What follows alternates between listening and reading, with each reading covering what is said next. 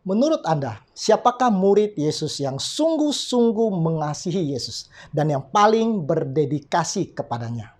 Murid Yesus yang saya maksud tentu bukan para rasul saja, tetapi juga mereka yang selalu berada di sekitar Yesus di dalam cerita 4 kitab Injil. Apakah itu Yohanes yang kekasih, ataukah Petrus yang temperamental, atau mungkin menurut Anda Yakobus? Tentu tidak salah. Tetapi saya punya satu nama lain yang mungkin Anda akan kaget mendengarnya. Nama itu adalah Maria Magdalena. Iya, Maria Magdalena, seorang wanita yang diragukan moralnya. Dan paling tidak ada 7 kali pertemuan Maria Magdalena dengan Yesus diceritakan oleh keempat kitab Injil. Dan yang sangat mengesankan adalah bahwa di dalam setiap kali pertemuan kita akan lihat bahwa Maria selalu bersimpuh di bawah kaki Yesus. Dan dia menangis di bawah kaki Yesus. Pertemuan yang pertama saya beri judul Saat Dipermalukan. Kisah ini tertulis di dalam kitab Yohanes Fatsal yang ke-8. Ini adalah sebuah cerita tentang seorang wanita yang tertangkap basah sedang berzina. Cerita ini diawali satu pagi hari ketika Yesus sedang berada di bait Allah dan seluruh rakyat datang kepadanya. Lalu ia duduk dan mengajar mereka. Dan tiba-tiba mereka dikagetkan oleh sejumlah pemimpin agama yang ramai-ramai masuk ke dalam bait suci sambil menyeret seorang wanita yang konon tertangkap basah sedang melakukan perzinahan. Lalu mereka mulai mendorong wanita itu ke depan Yesus dan berkata, "Rabi, perempuan ini tertangkap basah ketika sedang berbuat zina." Lalu mereka seperti mengingatkan Yesus bahwa Musa dalam hukum Taurat memerintahkan kita untuk melempari perempuan-perempuan yang demikian. Apakah pendapatmu tentang hal ini? Para pemimpin agama itu datang bukan untuk meminta pendapat Yesus. Mereka datang untuk menjebak Yesus yang mereka benci. Mereka benci Yesus karena ajarannya sering menohok tradisi mereka. Mereka benci Yesus karena Yesus lebih populer dari mereka dan orang banyak suka dengan gaya Yesus di dalam membawakan firman Tuhan. Dan kesempatan untuk menjebak Yesus tiba ketika mereka menangkap basah seorang wanita yang sedang berzina. Dan mereka ingin tahu apa jawaban Yesus. Jika Yesus menjawab benar, wanita ini harus dirajam mati seperti perintah Musa, maka mereka akan menyeret wanita itu keluar, kemudian merajamnya sampai mati. Lalu mereka akan melaporkan kepada Kaisar bahwa Yesus sudah menjatuhkan hukuman mati kepada Maria Magdalena. Padahal tidak ada satu orang pun, orang Yahudi yang boleh melakukannya. Hanya Kaisar Romawi yang boleh menjatuhkan hukuman mati. Itu sebabnya Yesus harus dibawa ke Pilatus untuk dijatuhkan hukuman mati. Dan Yesus jika melakukan demikian akan dihukum oleh Raja Romawi karena dianggap berani menjatuhkan hukuman merajam kepada Maria Magdalena. Dan jika Yesus katakan, "Lepaskan dia, saya datang untuk meniadakan hukum Taurat dan kitab para nabi," maka mereka akan menghasut orang-orang untuk melakukan demo dan kemudian melempari Yesus dengan batu karena sudah melanggar akan hukum Musa. Jadi ini adalah sebuah jebakan Batman yang sangat sempurna. Apapun jawaban Yesus, dia akan masuk ke dalam jebakan ini. Dan mereka akan bisa menyingkirkan Yesus untuk selamanya. Dan Yesus tentu tahu akan rencana jahat mereka. Dengan santai, seolah tidak mendengarkan pertanyaan mereka, lalu ia malah duduk dan menulis dengan jarinya di debu tanah di lantai bait suci. Lalu orang-orang bingung mengapa Yesus tidak menjawab pertanyaan mereka. Lalu mereka mulai memperhatikan tulisan Yesus. Saudara tahu ada 3 kisah di dalam Alkitab di mana Tuhan menulis. Yang pertama adalah saat Tuhan menulis 10 hukum di atas 2 loh batu dengan jarinya sendiri. Dan yang kedua adalah penghukuman di dinding istana Babylon. Dan yang ketiga, Yesus menulis di tanah di dalam kisah ini. Lalu melihat Yesus tidak memberikan respon, mereka terus-menerus mendesak Yesus untuk memberikan jawaban. Bagaimana ini? Dirajam atau dibebaskan? Beri kami jawaban. Lalu Yesus bangkit dan berkata, dan ini adalah jawaban Yesus yang sangat spektakuler. Ia mengatakan, "Barang siapa yang tidak berdosa, biarlah dia yang pertama kali melemparkan batu kepada wanita ini." Lalu Yesus kembali duduk dan kembali lanjut menulis. Banyak yang penasaran apa yang sedang ditulis oleh Yesus di atas tanah berdebu itu. Dan menurut seorang penulis Kristen, Ellen White, dikatakan Yesus sedang menulis dosa-dosa orang-orang itu satu persatu. Dan bagi saya ini sangat masuk akal. Dan setelah melihat Yesus menulis satu persatu, mereka mulai meninggalkan tempat itu. Mungkin karena mereka malu membaca dosa-dosanya ditulis oleh Yesus. Yohanes 8 ayat 9 dikatakan, tetapi setelah mereka mendengarkan perkataan itu, pergilah mereka seorang demi seorang, mulai dari yang tertua. Dan ini sangat menarik. Mengapa yang paling tua? Apa mungkin karena hidupnya lebih lama, maka daftar dosanya lebih panjang? Ketika semua orang sudah pergi, Yesus berkata kepada wanita itu, kemana semua orang? Tidakkah ada seorang pun yang menghukum engkau? Wanita itu katakan, tidak ada Tuhan. Lalu Yesus katakan, aku pun tidak akan menghukum engkau. Pergilah dan jangan berbuat dosa lagi. Dan ini adalah pertemuan pertama kali Maria Magdalena dengan Yesus. Dan Maria Magdalena menemukan seorang pria yang mencintai dia tanpa syarat, tanpa ingin mengambil keuntungan daripadanya. Dan sejak itu, Maria menjadi salah satu pengikut Yesus yang sangat setia. Pelajaran yang kita dapati dari pertemuan Maria dengan Yesus adalah Yesus membenci dosa, tetapi dia mencintai orang yang berdosa. Dia mencintai Maria Magdalena, tetapi dia juga mengatakan kepada Maria, pergi dan jangan berbuat dosa lagi. Yesus menyebut perbuatannya adalah dosa, tetapi Yesus juga menawarkan pengampunan kepadanya. Kadang-kadang kita juga membenci dosa. Tetapi kita membenci dosa sekalian dengan orang berdosa. Kita suka menghakimi orang berdosa. Kita gosipin dosanya. Kita sinis kepada para koruptor. Kita cela mereka yang tidak rohani. Kita marah melihat ada pasangan yang selingkuh. Kita benci pendosa. Tetapi kita lupa bahwa kita juga adalah orang yang berdosa. Kantong kita sudah penuh dengan batu yang siap untuk merajam setiap orang yang bersalah. Tetapi sebelum batu itu kita lemparkan, bayangkan Yesus sedang menulis dosa-dosa kita di atas tanah. Dan berkata, barang siapa yang tidak berdosa, biar dia melempar batu yang pertama. Pelajaran kedua yang kita bisa dapatkan adalah bahwa tempat yang paling aman bagi orang berdosa adalah di bawah kaki Yesus. Untuk menangisi dosa-dosa kita. Untuk mendapatkan pengampunan daripada Yesus. Dan untuk mendengarkan suara Yesus berkata, dosamu sudah diampuni. Pergi dan jangan berbuat dosa lagi. Pertemuan yang kedua saya berikan nama saat dalam kesedihan. Terdapat di dalam Yohanes 11 ayat 32 sampai 35. Cerita seorang yang membawa berita kepada Yesus bahwa Lazarus sedang sakit. Nah, Lazarus ini adalah sahabat Yesus dan saudara dari Maria Magdalena. Walaupun demikian, Yesus tidak langsung berangkat. Dia menunggu 2 hari dan Lazarus saat itu sudah mati dan Yesus baru berangkat.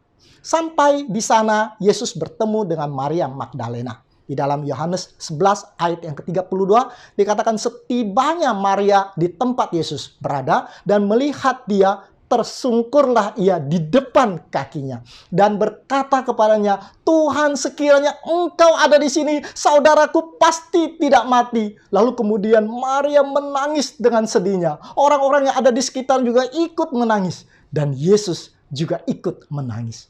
Saat kita meneteskan air mata kita di dalam doa kita, Yesus ikut meneteskan air mata. Yesus tidak saja memahami kesedihan kita, dia ikut menangis bersama dengan kita. Maria di kaki Yesus menangis untuk saudaranya yang mati. Dan kita tahu bahwa wanita di dalam Alkitab melambangkan jemaat atau gereja. Pelajaran pertama dari pertemuan ini adalah bahwa gereja atau jemaat perlu mengambil waktu untuk menangis dan berdoa untuk saudara-saudara kita yang mati di dalam kerohaniannya. Apakah saudara pernah berdoa dan menangis untuk seseorang yang sudah jauh dari Tuhan? Atau seseorang yang bahkan belum mengenal Tuhan? Apakah kita tega melihat mereka tidak memiliki hidup karena mereka tidak mengenal sumber kehidupan? Sebagai orang Kristen, kita harus memiliki satu hasrat untuk berdoa dan menjadi perantara bagi saudara-saudara kita yang tidak mengenal Tuhan. Sebab mereka sedang melangkah kepada kematian yang kekal. Dan kadang mereka sendiri bahkan tidak peduli. Dan ketika Maria tersungkur dan berdoa untuk saudaranya yang mati, apakah Yesus mendengarkan doanya? Walaupun dalam situasi yang kelihatannya sudah tidak ada harapan, mendekati mustahil. Karena Lazarus sudah mati selama 4 hari, namun Yesus memanggilnya dan ia bangkit hidup kembali. Waktu Yesus menyuruh membuka batu dari kuburan Lazarus, Marta kemudian bertanya, Yesus yakin? Sebab sudah pasti baunya luar biasa. Kita tahu Lazarus tidak mungkin hanya koma, sebab badannya sudah membusuk. Saudara sekalian, jangan pernah putus asa. Walaupun orang yang kita doakan sepertinya mustahil untuk kembali. Mungkin sudah bertahun-tahun meninggalkan Tuhan. Mungkin sudah menjadi hamba dunia. Tetapi Tuhan sanggup membangkit. Lalu Yesus berkata, Lazarus, keluarlah! Buku Kerinduan Segala Zaman menuliskan bahwa kalau Yesus tidak menyebut nama Lazarus, maka orang-orang yang mati di kuburan itu akan bangkit semua. Karena ada kuasa yang sangat luar biasa di dalam setiap kalimat yang Yesus ucapkan. Waktu batu dibuka dan semua orang mulai menahan nafasnya untuk antisipasi bau dari mayat yang sudah berumur 4 hari. Dan mereka juga penuh dengan tanda tanya, apakah mungkin Lazarus bisa bangun lagi? Dan di dalam kegelapan goa itu, Lazarus muncul dengan tubuh yang masih terbungkus oleh kain kafan. Mungkin banyak orang yang ketakutan. Lalu Yesus berkata, buka kain kafannya. Sebab ia masih terbungkus dengan kain. Saudara, pelajaran yang kita bisa dapati adalah ketika Yesus memberikan kehidupan yang baru kepada seseorang, orang itu mungkin masih mempunyai banyak kain-kain kotor yang membungkus dirinya. Dan dia membutuhkan orang lain untuk membukanya. Lazarus tidak bisa membuka kain kotornya sendiri. Orang yang baru saja terima Yesus tidak boleh dibiarkan sendirian. Kita perlu membantu mereka untuk meninggalkan dunia lamanya, manusia lamanya. Dan Tuhan memberikan tugas ini kepada saudara dan saya untuk menolong mereka lebih dekat kepada Yesus. Pertemuan Yesus dan Maria yang ketiga, saya berikan nama saat mendengarkan firman-Nya. Tercatat di dalam Lukas pasal yang ke-10 ayat 38 sampai ke 42. Mari kita buka Alkitab kita. Lukas 10 ayat 38 dikatakan, ketika Yesus dan murid-muridnya sedang dalam perjalanan, tibalah ia di sebuah kampung. Seorang wanita bernama Marta menerima dia di dalam rumahnya. Perempuan itu mempunyai seorang saudara yang bernama Maria. Dan Maria itu duduk dekat kaki Tuhan dan terus mendengarkan perkataannya. Sedang Maria sibuk sekali melayani, ia mendekati Yesus dan berkata, Tuhan, tidakkah engkau peduli bahwa saudaraku membiarkan aku melayani seorang diri? Suruhlah dia membantu aku. Tetapi Tuhan menjawabnya, Marta, Marta, engkau khawatir dan menyusahkan diri dalam banyak perkara. Tetapi hanya satu yang perlu. Maria telah memilih bagian yang terbaik, yang tidak akan diambil daripadanya. Saya ingin menggarisbawahi kata hanya satu saja yang perlu. One things. Ingat orang muda yang kaya yang datang kepada Yesus. Bertanya, apa yang harus aku lakukan supaya beroleh selamat? Dan Yesus menjawab, hanya satu lagi kekuranganmu. Pergilah, jualah apa yang kau miliki, berikan kepada orang-orang yang miskin, dan engkau akan beroleh harta di surga. Dan kemudian datanglah kepadaku dan ikutlah aku. Lalu Yesus katakan kepada orang muda itu, hanya satu lagi. Kita sering sibuk dengan banyak hal. Tetapi Yesus mengatakan bahwa hanya satu yang perlu. Kalau yang satu itu sudah benar, yang lain akan menyusul dan mengikutinya. Kalau saudara ingin ada perubahan di dalam hidup saudara, ingin meninggalkan dosa-dosa kesayangan saudara, mungkin saudara ingin menjadi orang yang lebih sabar, ingin menjadi seorang suami yang lebih setia, ingin menjadi seorang istri yang lebih menurut, ingin menjadi orang tua yang lebih bijaksana, atau saudara sedang bergumul dengan dosa kecemburuan, tidak bisa melihat orang lain lebih maju daripada saudara. Atau saudara mungkin sedang bergumul dengan dosa nafsu makan. Pertanyaannya, untuk menjadi anak Tuhan yang lebih baik, berapa panjang daftar hal-hal yang harus kita rubah? Kabar baiknya, Yesus katakan hanya satu saja.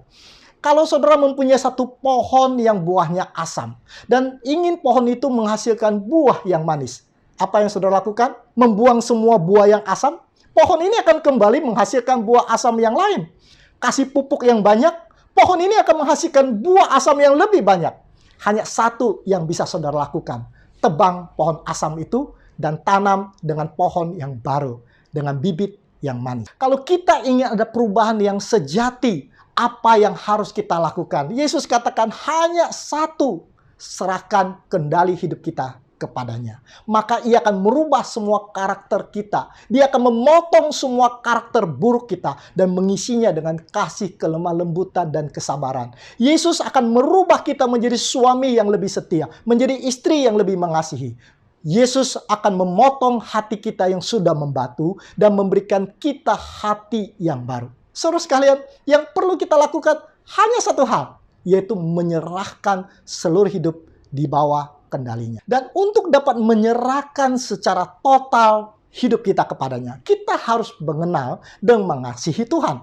Itulah sebabnya sangat penting bagi kita untuk datang ke kaki Yesus, untuk mendengarkan firman-Nya, seperti yang sedang kita lakukan pada pagi hari ini, seperti yang sedang dilakukan oleh Maria di kaki Yesus.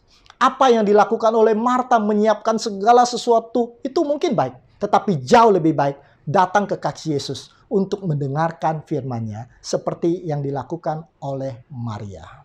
Pertemuan Maria dengan Yesus yang keempat saya berikan nama saat dalam pengorbanan. Saudara bisa baca di dalam kitab Yohanes pasal yang ke-12, Markus pasal yang ke-14, dan Lukas pasal yang ke-7. Alkisah ada seorang yang bernama Simon mengadakan pesta untuk menjamu Yesus. Tidak heran karena Simon adalah seorang bekas penderita lepra yang pernah disembuhkan oleh Yesus. Hadir dalam pesta itu juga Lazarus yang pernah dibangkitkan oleh Yesus. Dan tidak ketinggalan Maria Magdalena dan tamu-tamu lainnya, termasuk di dalamnya Yudas Iskariot. Nah, tidak seperti tamu-tamu lainnya, Maria Magdalena seperti kebiasaannya, ia duduk di kaki Yesus. Lalu dia mengambil minyak narwastu, sejenis minyak wangi yang dikatakan mahal harganya. Lalu kemudian dia mulai meminyaki kaki Yesus. Lalu kemudian dia menyekanya dengan rambutnya. Dan semerbak harum minyak narwastu itu menyebar ke seluruh rumah itu. Lalu Yudas Iskariot, salah satu murid Yesus yang akhirnya mengkhianati Yesus, dia kemudian komplain kepada Yesus. Dia katakan, kenapa minyak narwastu yang mahal itu tidak dijual saja? Bisa dijual dengan harga 300 dinar dan kemudian uangnya bisa disumbangkan kepada orang miskin. Alkitab menambahkan bahwa Yudas sebetulnya tidak peduli dengan orang miskin. Alkitab katakan dia adalah seorang pencuri dan dia sayang 300 dinar itu hilang percuma di kaki Yesus. Saudara sekalian, Alkitab mencatat ada dua murid Yesus yang mencium Yesus. Maria mencium kaki Yesus dan melayaninya. Yudas mencium muka Yesus dan mengkhianatinya. Murid yang manakah kita ini? Apakah kita mau seperti Maria, mengambil satu tempat yang paling rendah, yang paling hina di kaki Yesus, mencium kaki Yesus dan melayaninya? Ataukah kita mau berpura-pura mengenal Yesus, mencium mukanya di depan umum untuk dilihat oleh semua orang sebagai tanda kita mengasihi Yesus, tetapi kemudian kita mengkhianati dia di dalam kehidupan kita sehari-hari. Dan kita hidup seperti orang yang tidak mengenal Yesus. Baik Simon, si tuan rumah itu tahu siapa Maria Magdalena. Di dalam hati dia berpikir kalau Yesus benar seorang nabi, dia pasti tahu siapa Maria Magdalena. Dia adalah seorang perempuan yang berdosa, seorang yang tercela. Dan Yesus tahu apa yang dipikirkan oleh Simon. Dan dia menjawab pikiran Simon dengan sebuah cerita yang luar biasa, sebuah ilustrasi. Simon, seorang mempunyai dua orang yang berhutang kepadanya. Yang satu hutang 50 dinar. Yang satu hutang 500 dinar. Orang itu menghapuskan hutang kedua orang itu. Siapakah yang akan lebih mengasihi dia? Simon menjawab, ya tentu saja Pak, orang yang paling banyak dihapuskan hutangnya. Dan Yesus mengatakan, benar pendapatmu itu. Kemudian Yesus berkata, lihat wanita itu. Yesus menunjuk kepada Maria Magdalena. Dia katakan, waktu saya masuk ke dalam ruangan ini, kalian semua tidak ada satu pun yang mencium aku. Tetapi wanita itu mencium kakiku. Engkau tidak meminyaki kepalaku dengan minyak, tetapi dia meminyaki kakiku. Saudara sekalian, persoalan terbesar kita adalah kita tidak menyadari bahwa kita adalah seorang pendosa yang besar, yang membutuhkan juru selamat dengan anugerah yang besar. Tetapi Maria Magdalena menyadari bahwa dia adalah seorang pendosa yang besar. Itu sebabnya dia selalu datang dan bersimpuh di kaki Yesus untuk memohon pengampunan dari dosanya yang besar. Dan saat dia tahu bahwa dosanya sudah diampuni, kasihnya kepada Yesus semakin besar. Yang kita butuhkan saat ini adalah sebuah kesadaran. Sesadar-sadarnya bahwa kita adalah seorang pendosa yang sudah kritis. Kita perlu datang ke kaki Yesus setiap hari untuk kesembuhan dari dosa kita. Kita perlu datang ke kaki Yesus setiap hari untuk melayani Dia. Seperti teladan dari Maria Magdalena. Saudara sekalian, di zaman Alkitab, air mata dianggap sebagai sesuatu yang suci. Sehingga saat seseorang sedang berduka dan kemudian menangis, mereka akan menampung air matanya di dalam sebuah botol. Dan air mata dalam botol itu merupakan suatu kumpulan daripada kepahitan hidup orang tersebut. Saya tidak tahu berapa banyak air mata saudara yang sudah tertumpah dan ditampung. Tetapi saya yakin botol air mata Maria Magdalena itu pasti besar sekali. Karena kehidupannya yang penuh dengan celaan, rasa salah, dan kesedihan. Dan pada saat ia menuangkan botol air matanya ke kaki Yesus, dia sedang menuangkan kepahitan hidupnya di kaki Yesus. Dan Yesus mengerti penderitaan Maria. Yesus bukan Tuhan yang duduk di atas singgasana di sorga, dilayani oleh malaikat-malaikatnya. Ia datang untuk menderita bersama dengan kita. Ia mengerti penderitaan kita masing-masing. Apapun masalah saudara, apapun persoalan hidup saudara, apakah itu penyakit, keuangan, masalah hubungan, masalah-masalah yang kelihatannya tidak ada jalan keluar, kita boleh datang dan menangis di kaki Yesus. Karena dia mengerti. Dan kakinya dibasahi oleh air mata itu melambangkan bahwa ia siap dan ia datang untuk menderita bersama dengan dunia yang telah berdosa ini. Pertemuan Maria dengan Yesus yang berikutnya saya berikan nama saat di bawah salib. Tertulis di dalam Yohanes pasal ke-19 ayat yang ke-25. Dan dekat salib Yesus berdirilah ibunya dan saudara ibunya Maria, istri Klopas, dan Maria Magdalena. Pertanyaannya adalah, di saat Yesus disalibkan, di manakah murid-muridnya yang lain yang dikasihi oleh Yesus? Kok tidak disebutkan di sini?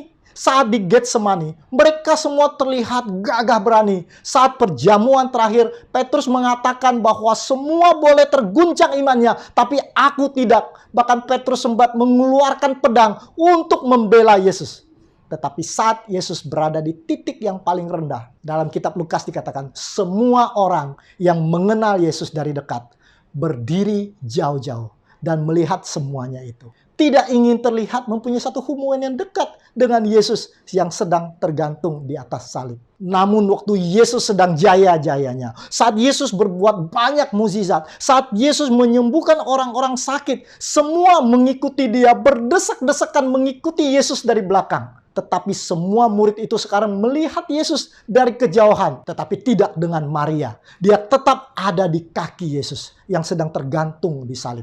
Dia menangis dan dia meratapi Yesus yang dikasihinya. Maria tidak malu mengakui Yesus yang tersalib seperti seorang penjahat. Matius 10 ayat 32 mengatakan, setiap orang yang mengakui aku di depan manusia, aku akan mengakui dia di depan Bapakku yang di sorga. Mengakui Tuhan bukan hanya ucapan semata. Mengucapkan kata I love you Jesus itu sangat mudah. Mengasihi Yesus adalah sebuah perbuatan yang akan diikuti oleh satu perubahan di dalam gaya hidup kita. Kalau kita sungguh-sungguh mengasihi Yesus, karakter kita akan diubahkan menjadi sama seperti Kristus. Seperti Maria Magdalena. Kalau Yesus mampu mengubah seorang wanita seperti Maria Magdalena menjadi seorang murid yang sangat berdedikasi, Yesus mampu merubah saudara dan saya. Pertemuan Yesus dan Maria Magdalena yang keenam, saya berikan nama di dalam pelayanan. Terdapat di dalam Markus 15 ayat 45. Sesudah didengarnya keterangan kepala pasukan, ia berkenan memberikan mayat itu kepada Yusuf. Yusuf pun membeli kain lenan, kemudian ia menurunkan mayat Yesus dari salib dan mengapaninya. dengan kain lenan itu. Lalu ia membaringkan dia di dalam kubur yang digali di dalam bukit batu. Kemudian digulingkannya sebuah batu ke pintu kubur itu. Ayat berikutnya di dalam Markus 15 ayat 47 dikatakan Maria Magdalena dan Maria ibu Yesus melihat di mana Yesus dibaringkan. Jadi saat mayat Yesus diturunkan dari salib, Maria Magdalena tidak juga meninggalkan Yesus. Ia ikut menyaksikan mayat Yesus itu dibawa dari salib menuju ke kuburan. Lalu bersama dengan ibu Yesus dan beberapa wanita yang lain, mereka melakukan apa yang bisa mereka lakukan. Mereka membungkus Yesus dengan kain kafan dan meminyakinya. Dan mereka lakukan itu dengan cepat karena Sabat sudah hampir tiba. Karena mereka harus meninggalkan tempat itu tak kala Sabat tiba. Saudara sekalian, Alkitab tidak menuliskan detailnya. Tetapi saya membayangkan bahwa Maria Magdalena akan meminta kepada ibu Yesus agar dia diizinkan untuk membungkus kaki Yesus dan meminyakinya. Sebab di kaki Yesus itulah dia selalu bersimpuh dan menangis. Di kaki Yesus inilah dia mendapatkan pengampunan dari dosanya. Di kaki Yesus inilah dia mendapatkan kedamaian dan pengharapan. Maria menjadi teladan bagi kita di dalam pelayanan dia. Apakah kita sudah menggunakan waktu kita untuk melayani Tuhan? Apakah kita sudah menggunakan waktu kita untuk melayani sesama manusia? Seperti yang diperintahkan oleh Yesus kepada umatnya. Hidup Maria Magdalena penuh dengan doa, penuh dengan air mata, dan penuh dengan pelayanan.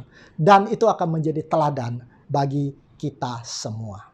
Pertemuan terakhir Maria Magdalena dengan Yesus saya berikan nama saat kebangkitan. Terdapat di dalam Yohanes 20 ayat yang pertama. Dikatakan pada hari pertama minggu ini, pagi-pagi benar, ketika hari masih gelap, pergilah Maria Magdalena ke kubur itu, lalu ia melihat bahwa batu itu sudah diambil dari kubur. Jadi Maria Magdalena adalah murid Yesus yang pertama datang ke kuburan. Ia tidak dapat menunggu yang lain. Dia ingin cepat-cepat ketemu dengan Yesus. Dan dia ingin berada di mana tempat Yesus berada. Baru kemudian menyusul ibu Yesus. Lalu kemudian menyusul Yohanes dan Petrus. Lalu mereka melihat kuburan Yesus kosong. Lalu dia lihat kain kafan sedang terlipat dengan rapi. Lalu satu persatu mereka meninggalkan tempat itu. Semua sudah pergi, semua sudah pulang. Tidak dengan Maria Magdalena. Dia tidak juga beranjak dari tempat itu. Ayat ke-11 dikatakan, tetapi Maria berdiri dekat kubur itu dan menangis. Sambil menangis, ia menjenguk ke dalam kubur itu. Lalu dikatakan, dan tampaklah olehnya dua orang malaikat berpakaian putih, yang seorang duduk di sebelah kepala dan yang lain duduk di kaki tempat mayat Yesus terbaring. Kata malaikat-malaikat itu kepadanya, Ibu, mengapa engkau menangis? Jawab Maria kepada mereka, Tuhanku telah diambil orang dan aku tidak tahu di mana ia diletakkan. Perhatikan, Maria tidak mengatakan Tuhan telah diambil orang. Dia mengatakan Tuhanku, milikku, my Lord. Karena Maria mempunyai sebuah hubungan pribadi dengan Yesus. Apakah kita juga mampu seperti Maria Magdalena menyebut Tuhan kita dengan Tuhanku, Yesusku, penebusku, gembalaku? Jika belum, mungkin kita harus belajar dari Maria Magdalena. Supaya kita mempunyai satu hubungan yang akrab, yang pribadi dengan Tuhan kita. Lalu Yohanes 20 ayat 14 mengatakan, sesudah berkata demikian, ia menoleh ke belakang. Dan dia melihat Yesus berdiri di situ. Tetapi ia tidak tahu bahwa itu adalah Yesus. Mengapa Maria Magdalena tidak bisa mengenal Yesus?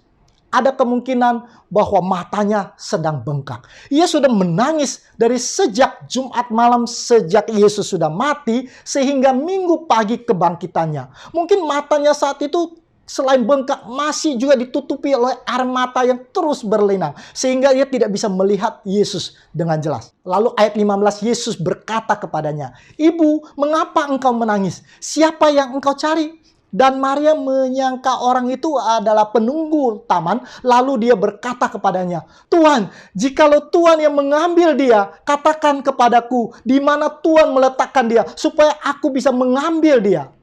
Dapatkah saudara melihat dedikasi daripada Maria Magdalena? Ditinjau dari pekerjaannya, pastilah dia adalah seorang wanita yang cantik, langsing, dan lemah gemulai. Dibanding dengan Yesus yang adalah seorang tukang kayu, pasti memiliki tubuh yang kekar dan besar. Namun Maria berkata bahwa di manakah mayatnya supaya aku bisa mengambilnya? Saudara-saudara sekalian bisa membayangkan betapa luar biasanya dedikasinya. Ia tidak tahu bagaimana dia bisa membawa tubuh Yesus yang begitu besar. Tetapi dia tidak peduli. Karena saat itu yang dia pikirkan adalah bahwa Tuhannya hilang. Dan dia sangat mengasihi Tuhannya. Dia katakan, di mana Yesus? Dan aku akan mengurusnya. Lalu Yesus mengucapkan satu kata. Dan Maria sadar bahwa orang itu adalah Yesus. Ia mengenal suaranya. Suara yang mengusir 7 setan keluar dari tubuhnya. Dan kemudian dia menangis dan dia memeluk kaki Yesus. Lalu Yesus mengatakan kepadanya, pergilah kepada saudara-saudaraku dan katakan kepada mereka bahwa sekarang aku akan pergi ke Bapakku dan Bapamu dan kepada Allahku dan Allahmu. Yesus menyampaikan pesan kebangkitannya yang luar biasa ini. Tidak kepada para rasul yang setiap hari bersama dengan dia. Tidak kepada Petrus, tidak kepada Yohanes, tidak kepada ibunya yang dia cintai, tidak kepada Kaisar Romawi. Dia menyampaikan pesan kebangkitannya yang sangat penting itu kepada seorang wanita yang dianggap hina oleh dunia. Untuk disampaikan kepada para murid yang lain. Saya tidak tahu saudara, tetapi kisah Maria Magdalena ini sungguh membuat saya merinding. Bahwa orang-orang seperti Maria Magdalena, perempuan yang di pinggir sumur, Zakheus, yang dianggap sebagai orang berdosa, manusia yang hina, sampah masyarakat, tetapi mendapat tempat yang istimewa di hati Yesus. Karena Yesus datang kepada orang-orang berdosa seperti mereka dan kita. Maria Magdalena tahu tempat di mana dia bisa mendapatkan kasih karunia daripada Tuhan, yaitu di kaki Yesus. Mudah-mudahan ketujuh pertemuan Maria Magdalena dengan Yesus membuat kita menyadari bahwa kita juga adalah Maria yang membutuhkan Yesus dalam hidup kita. Dan kita juga setiap hari harus datang bersimpuh di kaki Yesus. Mari kita tunduk kepala dan berdoa.